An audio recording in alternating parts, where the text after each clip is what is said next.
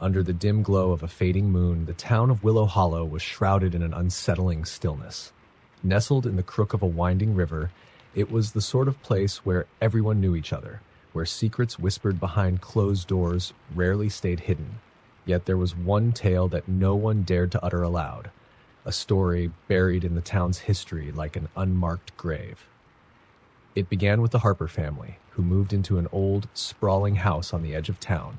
The house was a relic, all creaking floorboards and peeling wallpaper, but it came cheap, too cheap.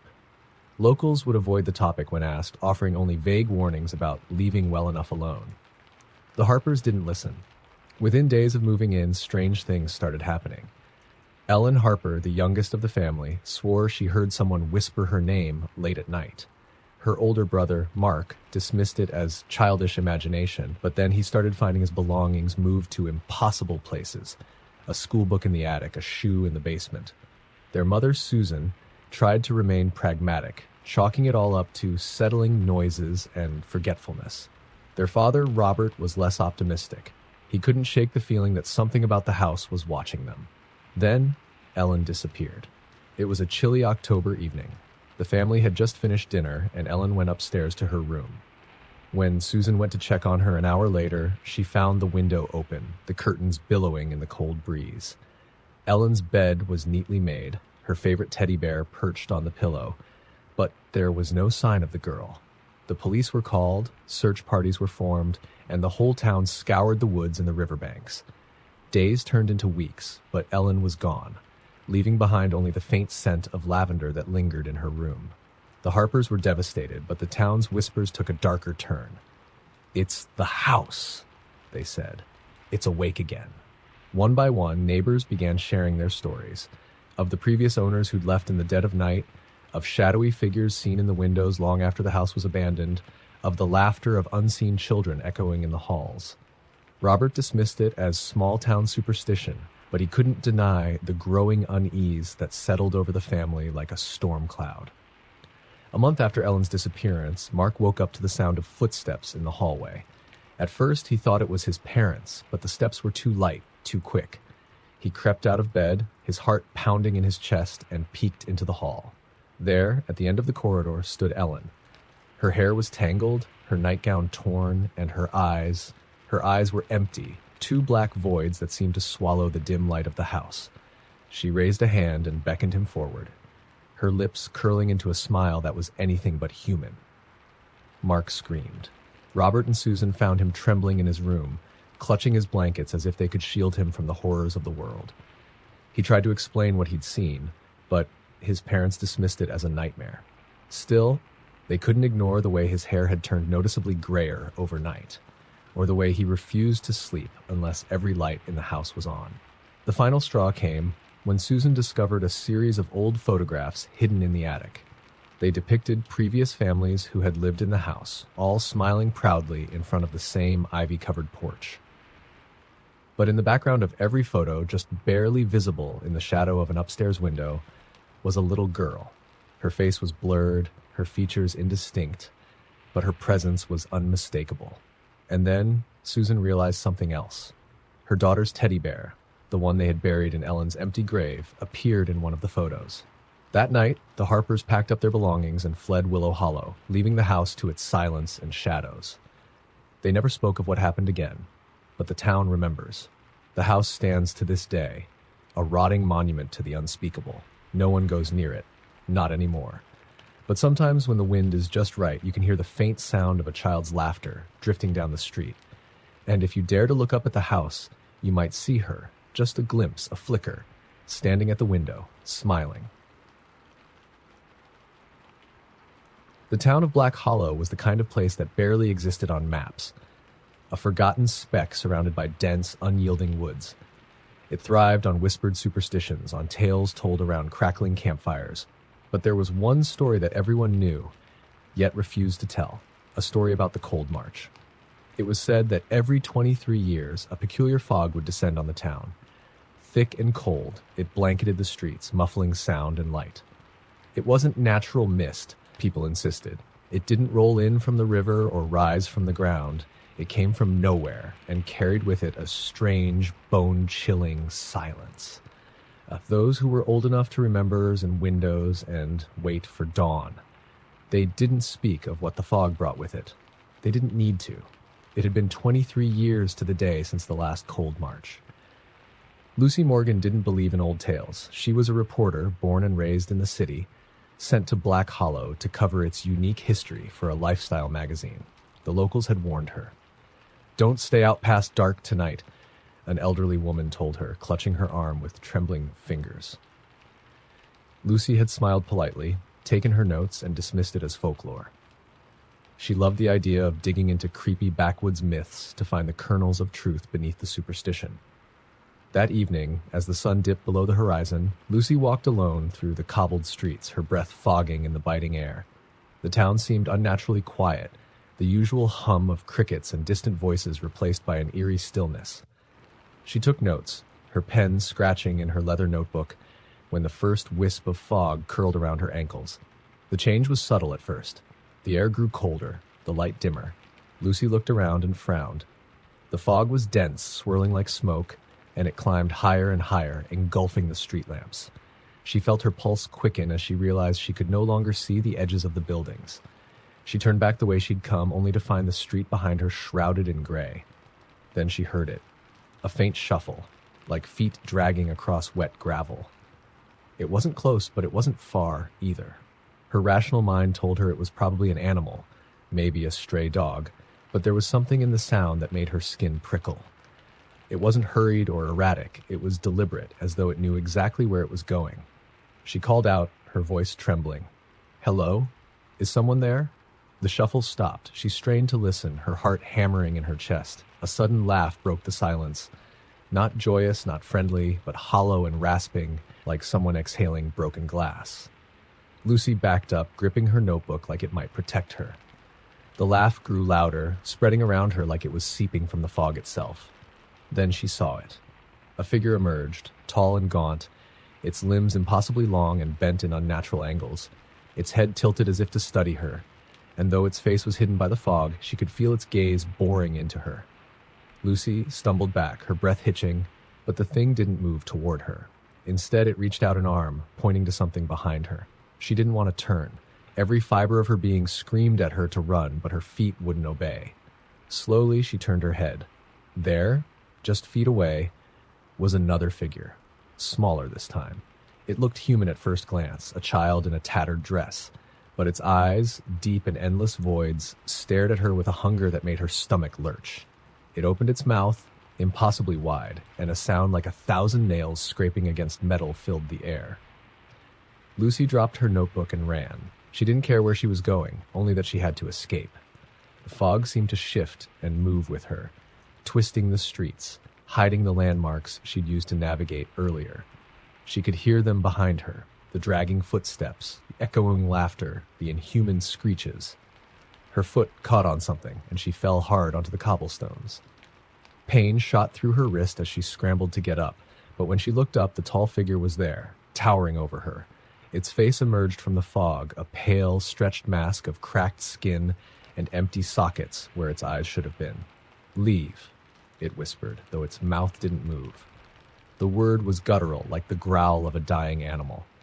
Lucy didn't need to be told twice. She bolted, this time ignoring the pain in her ankle and the burning in her lungs. She ran until she saw the faint glow of the inn where she was staying. She didn't look back. When she burst through the door, the innkeeper was waiting, his face pale and grim. Without a word, he locked the door behind her and drew the curtains.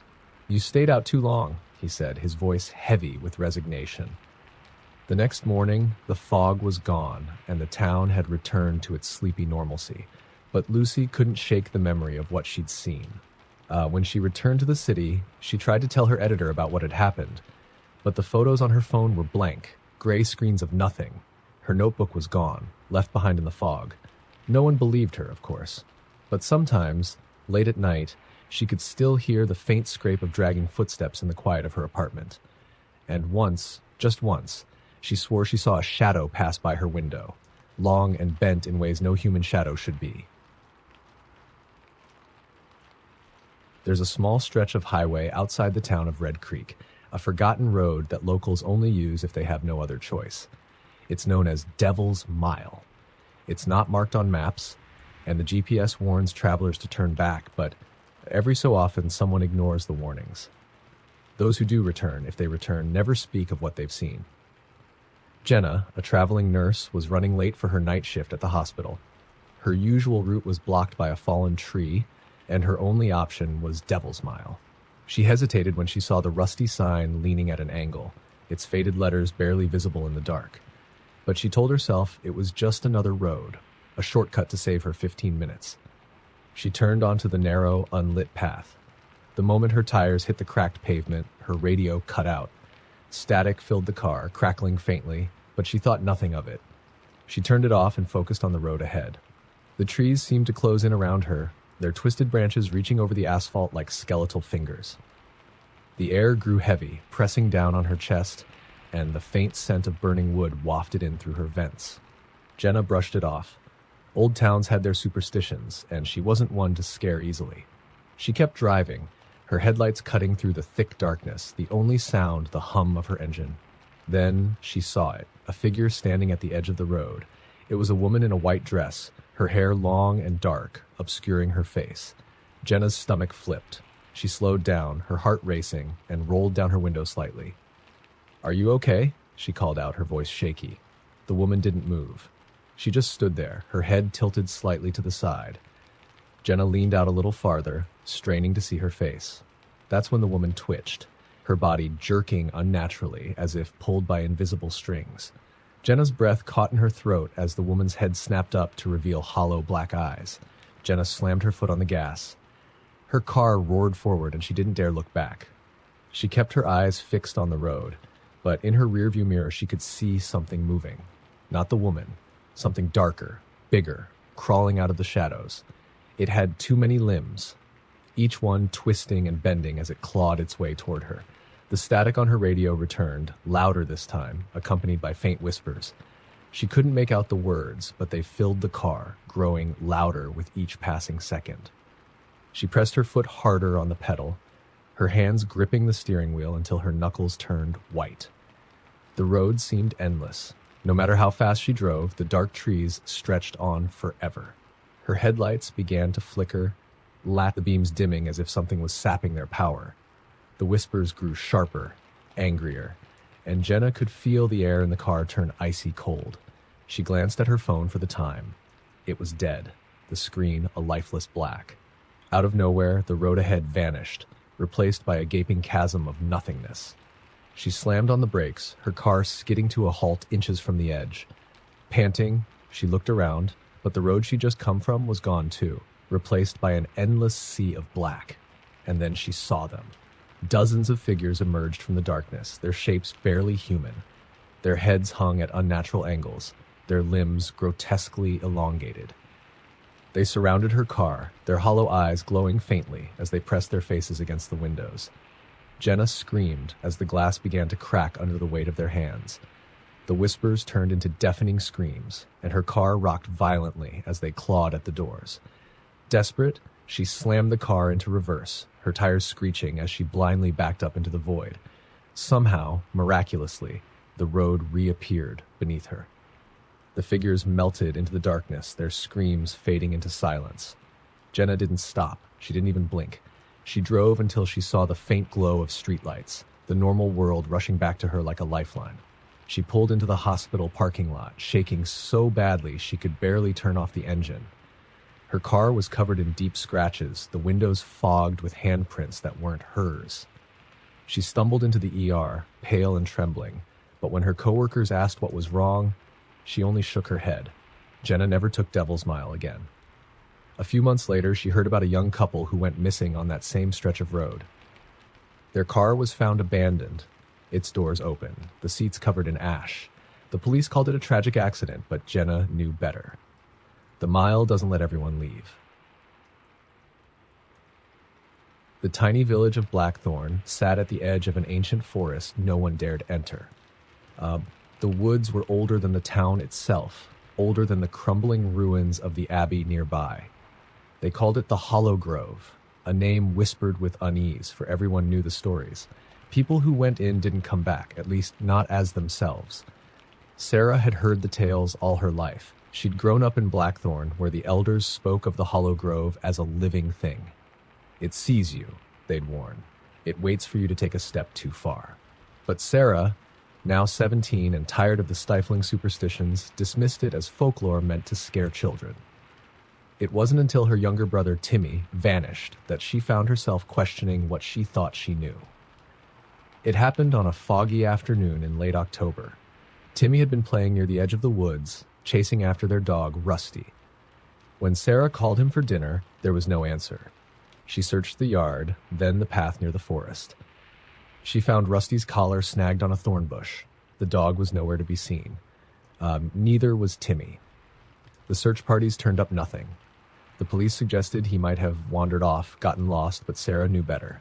She'd seen the drag marks near the tree line. Something had taken him, and she was going to get him back. That night, armed with a flashlight and her father's hunting knife, Sarah slipped out of the house and headed into the Hollow Grove. The air was bitterly cold, and the moment she stepped past the first row of trees, the world felt wrong. The wind died, leaving an eerie stillness, and the flashlight beam seemed to barely penetrate the thick darkness ahead. The forest was unnaturally quiet. No rustling leaves, no animal sounds. It was as if the entire place was holding its breath. Sarah pressed on, her footsteps muffled by the thick carpet of moss. The deeper she went, the stranger the forest became. The trees twisted in unnatural shapes, their bark blackened and gnarled, their roots writhing like frozen serpents. She called out for Timmy, her voice trembling but firm. "Timmy, it's me! Say something!" Her words echoed, then faded into nothingness. A faint sound broke the silence. A soft, wet rustling like something being dragged through mud. Sarah swung her flashlight toward the noise and froze. There, in the beam of light, was a figure. At first, she thought it was Timmy. He stood motionless, his back to her, his small frame eerily still. But something was wrong. His limbs looked off. Too long, too thin, as though stretched like taffy. "Timmy?" she whispered, her voice cracking. The figure turned. It wasn't Timmy. It wasn't anything human. Its face was a smooth, featureless mask of pale skin, and where its eyes should have been were gaping holes filled with writhing black tendrils. It grinned, a sick, unnatural stretch of the mouth, revealing rows of jagged, glass-like teeth. Sarah screamed and stumbled back, dropping her flashlight. The beam spun wildly, casting grotesque shadows across the trees. She scrambled to her feet and ran, but the thing didn't follow her. Instead, it laughed, a high, brittle sound that echoed in her ears long after it stopped. She ran deeper into the forest, her heart pounding like a drum. The trees seemed to close in around her, their branches clawing at her clothes. She tripped and fell into a clearing, her palms scraping against the cold ground. In the center of the clearing stood an ancient, crumbling well, its stones slick with moss. Something was moving inside it, a faint, pulsing glow emanating from its depths. And then she heard it. "Sarah?" The voice was faint, but unmistakable. It was Timmy. She crawled toward the well, tears streaming down her face. "Timmy, I'm here!" she cried, peering into the darkness below. There he was, standing at the bottom of the well, looking up at her with wide, frightened eyes. "Help me," he whimpered, his voice echoing faintly. Without thinking, Sarah reached down, her fingers brushing the damp, cold stones. She strained to reach him, desperate to pull him out.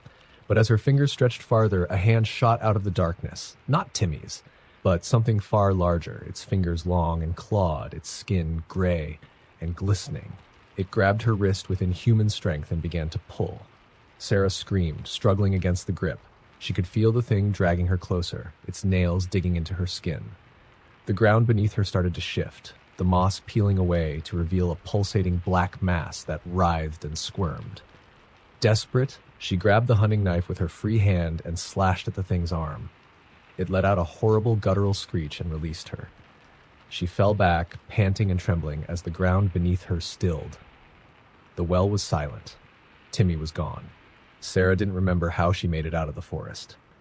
When she stumbled back into her yard, the first rays of dawn were breaking through the fog. Her parents found her collapsed on the porch, her clothes torn, her wrist bruised. She told them what had happened, but they didn't believe her. The search for Timmy was called off a week later, and the town whispered that she'd gone mad. But Sarah knew the truth. The Hollow Grove had taken her brother, and every night when she closed her eyes, she heard his voice, faint and pleading, calling to her from the darkness. "Help me, Sarah.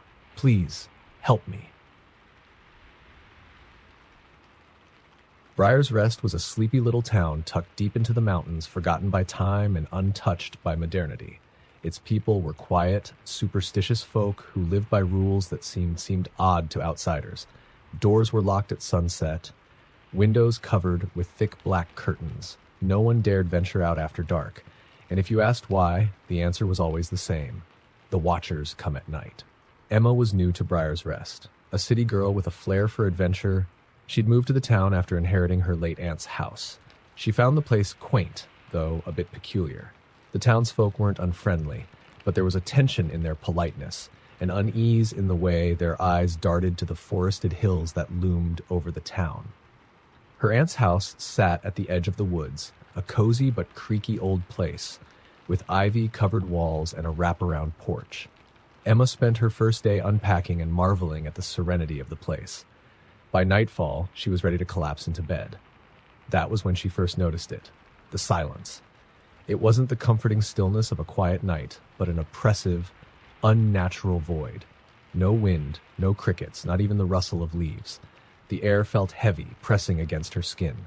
She shrugged it off as mountain isolation and went to bed, though her sleep was restless and filled with strange dreams. The next day, she visited the local market, trying to make friends and learn more about the town. When she casually mentioned the eerie silence of the previous night, the shopkeeper froze, his face going pale. "Close your curtains tonight," he said sharply. "And no matter what, don't look outside." Emma laughed it off. The man's warning was ridiculous, she thought. Just another small-town superstition. That night, as she curled up with a book in her living room, she noticed the silence again. It crept in like a physical presence, wrapping around the house and swallowing every sound. Even the old grandfather clock in the corner seemed to tick more softly, as though afraid to disturb the quiet. Then came the knock. It was soft at first, a gentle tapping on the window. Emma frowned. She wasn't expecting visitors, and the idea of someone being outside her remote house at night sent a shiver down her spine. She got up and approached the window, hesitating before pulling back the curtain just enough to peek through. There was nothing there. She let out a shaky laugh. "I'm imagining things," she thought, returning to her book. But then it came again, this time louder, more insistent. Tap, tap, tap. The knock came from the back door now. Emma's heart pounded as she crept toward the kitchen. She peered through the small window in the door, but saw only darkness. "Who's there?" she called out, her voice trembling. No answer. She locked the door, flipped off the lights, and tried to calm herself.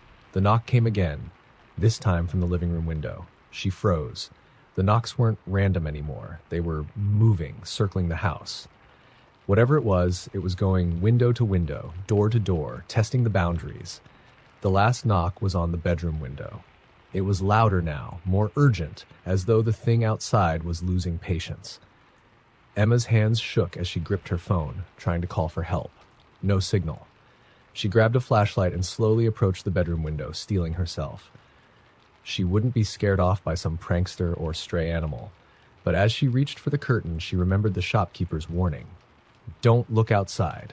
Her fingers hovered over the fabric, trembling. The knock came again, more forceful, shaking the glass. She clenched her jaw, yanked the curtain back, and screamed. Pressed against the window was a face, pale and hollow, its skin stretched too tight over sharp, angular bones. Its eyes were black pits, bottomless and cold, and its mouth was a jagged grin that stretched impossibly wide.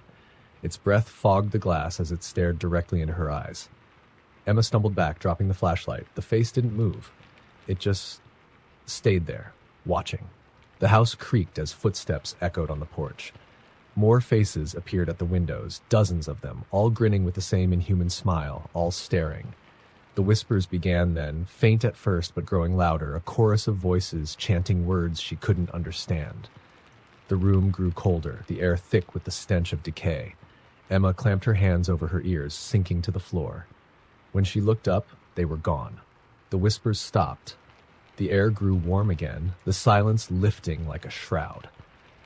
Emma didn't sleep that night. By morning, the faces were a distant memory, though the smudges of their breath still lingered on the windows. She left Briar's Rest the next day, never looking back. But sometimes, late at night, when the world grows too quiet, she hears it again. Tap, tap, tap. The town of Ashvale had one rule everyone followed without question: never go to the lake after dark. The lake sat just beyond the northern edge of town, surrounded by thick reeds and gnarled trees. It was beautiful during the day, its water glassy and calm, reflecting the mountains and sky. But as soon as the sun began to set, it became something else entirely, a place of whispered warnings and dark secrets. Maggie didn't believe in small-town ghost stories. She was an artist, new to Ashvale, and the lake was her favorite spot to paint. The locals warned her repeatedly, but she brushed them off. "It's just water," she'd say, with a laugh. What could possibly happen? That was before the night she stayed too long. The day had been perfect. Clear skies and a golden sunset that set the lake aglow. Maggie had been so caught up in capturing the colors on her canvas that she didn't notice how quickly the light was fading. By the time she packed up her supplies, the sun had dipped below the horizon, and the first stars had appeared. The walk back to her car felt different that night. The air was colder, heavier. The wind carried a faint sound, like singing, drifting across the water. She paused, her ears straining. It wasn't the cheerful hum of a distant boater or a campfire song. It was slow, mournful, and otherworldly. She turned toward the lake. A thick mist was rolling in, clinging to the surface of the water. Shapes moved within it, flickering shadows that didn't seem quite human. Maggie's chest tightened, but she told herself it was just her imagination. The stories were getting to her. Then she saw the woman. She was standing at the edge of the water, barefoot and dressed in a flowing white gown that billowed in the breeze. Her hair was long and dark, hiding her face as she stared down into the lake. "Hello," Maggie called out, her voice echoing. The woman didn't move. Maggie felt a chill crawl up her spine. She glanced around, realizing how alone she was. She should have left right then, but something about the woman held her in place, a strange, magnetic pull. "Are you okay?" Maggie asked, taking a hesitant step closer. The woman raised her head. Her face was pale and gaunt, her eyes black as the depths of the lake. Her mouth twisted into a grin that was too wide, too sharp, and she pointed toward the water. Maggie's heart pounded as she looked where the woman gestured. The surface of the lake was no longer still. It churned violently, though there was no wind. Shapes began to rise from the depths, figures, their bodies bloated and waterlogged, their eyes wide and unseeing. They reached for the shore, their movements slow but deliberate. Maggie stumbled back, her mind screaming at her to run, but her feet felt rooted to the ground. The woman tilted her head, her grin stretching impossibly wider, and began to move toward Maggie. Her footsteps made no sound. She glided closer, her gown trailing behind her like mist. The singing grew louder, a haunting melody that seemed to come from all around. The figures in the water crawled onto the shore, their fingers digging into the mud as they pulled themselves closer. Maggie turned and ran. Branches tore at her arms, and roots threatened to trip her as she sprinted toward her car. She didn't look back. She couldn't. The singing followed her, growing louder and more discordant, as though the voices were right behind her. When she reached the car, she fumbled with her keys, her hands shaking so badly she could barely unlock the door. She threw herself inside and slammed the door shut, locking it just as a pale hand slapped against the window. The woman's face appeared, her black eyes staring in at Maggie. She didn't scream or shout. She just smiled, her sharp teeth glinting in the moonlight. Behind her, the figures from the lake gathered, their hollow eyes fixed on the car. Maggie started the engine and peeled out, her tires kicking up gravel as she sped down the dirt road. The singing faded, but the image of those eyes and that grin was burned into her mind. When she reached her house, she locked every door and window, her body trembling as she collapsed onto the couch. She stayed awake all night, clutching a kitchen knife, but nothing came for her. The next morning, she went back to the lake to retrieve her painting supplies. Her easel was gone. Her canvas was gone. The only sign she had ever been there was a single wet footprint on the shore, one that led into the water but didn't come back out. Maggie packed her things and left Ashvale that same day. The townsfolk never asked why. They already knew. In the town of Black Hollow, there was an old house on the hill known as the Sable House. For as long as anyone could remember, it stood abandoned, its windows dark and empty, its walls cloaked in ivy. It was the kind of place that made people cross the street rather than walk too close. But every Halloween night, a single light appeared in the attic window, glowing faintly against the dark. No one knew why. No one wanted to find out. Until, one year, Mia and her friends decided to investigate. Mia was the kind of girl who loved a good scare. She'd heard the stories about Sable House her whole life, how people who entered were never quite the same when they came out, how some never came out at all.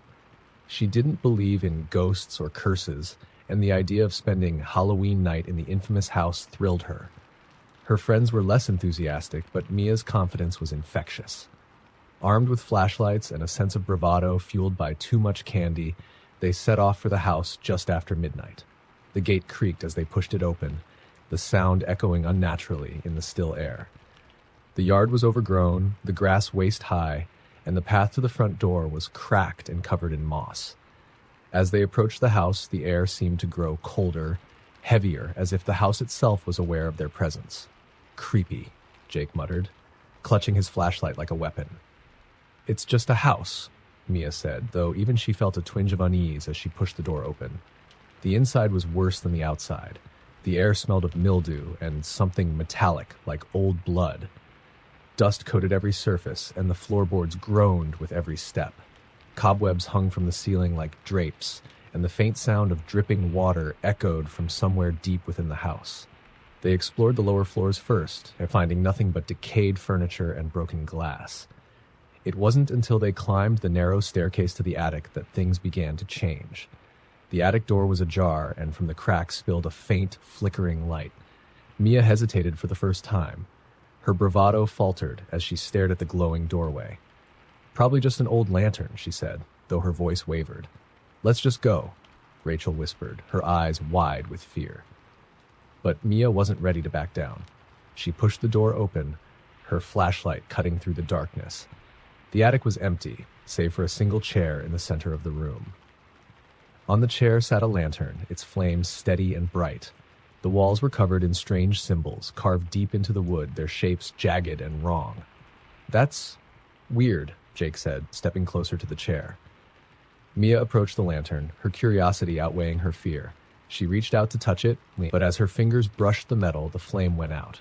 The room plunged into darkness. And then they heard it. A low, guttural whisper that seemed to come from everywhere and nowhere. "Leave. Now." Mia's flashlight flickered, and in its brief beam of light, she saw them. Shadows, darker than the surrounding blackness, moving toward them from the corners of the attic. They were tall, thin, with impossibly long limbs and hollow eyes that seemed to drink in the light. Rachel screamed, and the sound was cut off as one of the shadows reached her. "Run!" Mia shouted, grabbing Jake's arm and pulling him toward the stairs. They barreled down the staircase, the shadows following, their movements soundless but impossibly fast. The house seemed to shift around them, the walls narrowing, the hallways stretching endlessly. The front door, once so close, now felt miles away. Jake stumbled, and when Mia turned to help him, he was gone. His flashlight lay on the floor, the beam flickering weakly. "Mia?" The whisper came again, her name drawn out in a hiss. She bolted for the door, her breath ragged, her legs screaming with pain. The shadows were right behind her, their cold presence nipping at her heels. She threw herself against the front door, clawing at the handle until it finally gave way. The moment she crossed the threshold, the air grew warm, and the whispers stopped. She collapsed onto the overgrown lawn, her body trembling. When she looked back, the house was dark again, its windows lifeless. There was no sign of Jake or Rachel. Mia never spoke of what happened that night, but she moved out of Black Hollow the very next day. The following Halloween, the light in the attic window glowed brighter than ever. The town of Pine Haven was known for its peculiar scarecrow. It stood in the middle of the old Jenkins cornfield, tall and weathered, with a tattered plaid shirt and a straw-stuffed head. It had been there for as long as anyone could remember, its empty eyes watching over the field like a silent sentinel. But the scarecrow was more than just a decoration. It was a warning. The stories varied, but all agreed on one thing. The scarecrow was meant to keep something out. Or maybe to keep something in. It was said that every Halloween the scarecrow moved. Some claimed to have seen it standing in the middle of the road late at night, its head cocked as if listening. Others swore they'd seen it outside their windows, its straw arms outstretched like it was reaching for them. When Jenny and her friends heard the tale, they laughed. It was a stupid, small-town legend, they thought, the kind meant to scare kids. They were bored teenagers looking for thrills, and what better way to spend Halloween night than by proving the story wrong? "Let's go to the Jenkins field," Jenny said, her voice full of mischief. "Let's see this haunted scarecrow for ourselves." Her friends hesitated, but peer pressure and bravado won out. Armed with flashlights and snacks, they set off for the abandoned cornfield just before midnight. The field was eerily quiet when they arrived, the stalks of corn swaying gently in the breeze. The scarecrow loomed in the distance, its silhouette stark against the moonlit sky. "There it is," Jenny said, her tone mocking. "Doesn't look so scary to me." As they approached, the air grew colder. The flashlight beams danced across the rows of corn, casting long, twisting shadows. The scarecrow was even more decrepit up close. Its head was an old burlap sack stitched with uneven black thread to form a crude face. Its eyes were sunken holes, its mouth a crooked slash. The straw poking out of its sleeves and collar looked brittle, almost like bone. "See?" Jenny said, smirking. "It's just a stupid." Her words caught in her throat as the scarecrow's head twitched. "Did you see that?" one of her friends whispered, their voice trembling. Jenny laughed nervously. "It's the wind," she said, though her grip on the flashlight tightened. The head twitched again, this time more violently, as if something inside was trying to move. And then it turned. The burlap face swiveled slowly, its empty eyes locking onto them. The mouth widened into an unnatural grin, and a dry, raspy sound escaped from the sack, a sound like straw being dragged across stone. "Run," someone whispered, and that was all it took. They bolted, their flashlights bouncing wildly as they tore through the cornfield. The stalks seemed to close in around them, snagging their clothes and scratching their faces. The air was filled with the rustling of the corn, but it wasn't just the wind. There was something else moving through the field, something faster, something relentless. Jenny glanced back and saw the scarecrow, its limbs no longer stiff and lifeless. It moved with a jerky, unnatural gait, its head swiveling too far on its neck, its grin widening as it gained on them. "Keep running," she screamed, though her voice was nearly drowned out by the pounding of her heart. The edge of the field was close, but so was the scarecrow. Jenny could hear the dry rustling of its straw limbs, the creak of its wooden frame. One of her friends screamed, and when Jenny turned, they were gone. The stalks where they had been standing were still, as if nothing had happened. The others didn't make it either. One by one, the scarecrow caught them, its movements impossibly fast, its empty eyes never leaving Jenny. By the time she burst out of the field, she was alone. She collapsed on the ground, gasping for air, her body shaking with fear. When she dared to look back, the cornfield was still. The scarecrow was back in its place, standing tall and silent in the moonlight. But something was different. Its tattered shirt hung heavier now, as though it had been freshly stuffed. And from one of its sleeves, a strip of fabric dangled, a piece of cloth that Jenny recognized as her friend's jacket. Jenny left Pine Haven the next morning. The scarecrow still stands in the Jenkins field, its empty eyes watching. And every Halloween, someone new decides to test the legend. They never come back.